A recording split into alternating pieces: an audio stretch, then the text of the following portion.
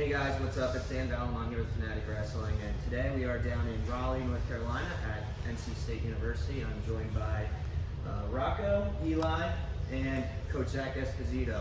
And today we went over some top technique for youth wrestling. Actually, we've gone over a couple videos while we were here. We were talking about spiral ride offense and then also chop offense from top position for specifically geared towards youth wrestling.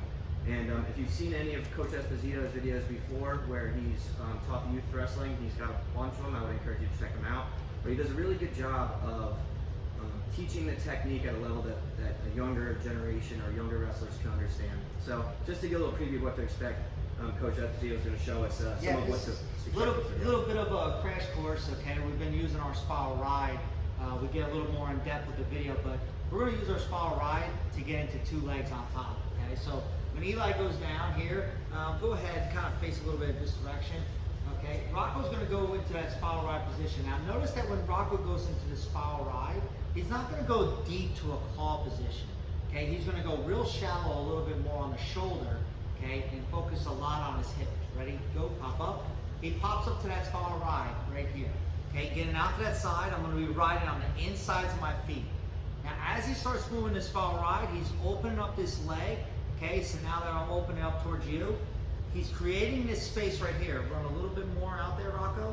Okay, now he opens up this space right here. I'm going to use this hand that's on that thigh pry. I'm going to come off, I'm going to bump his elbow, and he's going to throw his right leg in. Bump, throws that right leg in. Now he's got a shallow leg. Once that leg comes in, it's opportunity to throw two legs in. Now, if you throw two legs in, I don't care whether you're on the youth level or the college level, this is really difficult to get out of. Now from here, to help me break him down, I'm gonna push off the mat with my feet. He's gonna come underneath his chin, kind of into a side headlock position, arch his hips, take his head to the ceiling, and takes him flat down to the mat. Okay? Keeping his hips high up on his chest, and his, hips high up on his back, and his chest up by the back of his head, keeping a lot of pressure on. Okay, come on back here again. Let's see it a little bit. See if you can do it a little bit quicker motion. Okay, so I'm right here. Back up a little bit more. Okay, right here. Run that spiral ride. Throw that leg in. Two legs in. Bust them down flat. Right there. So, great sequence to go off your spiral ride, throwing two legs in, and then right there, getting that breakdown. From there, we go into a couple different turns from there. Yeah, and so great stuff, Coach. And guys, so if you haven't watched any of Zack Esposito's youth wrestling videos, I would really encourage you to do it. I mean, Rocco and Eli have been great partners in helping out with this. And I know some of the issues that or problems that people can run into is maybe trying to teach wrestling at a level that isn't at the level of the athletes themselves. And I know that you've coached obviously your son and youth wrestlers, but all the way up to Olympic caliber wrestlers and everything in between. So what would you say would be some of the major pointers or just things that would be different when you're teaching youth wrestling or beginner wrestling as opposed to those higher level guys? Well, I think at each level you go in different steps, okay, to be ready for it. I think the biggest thing you have, whether even if you're an Olympic level coach, a college level coach, a high school level, or a youth level, is patience.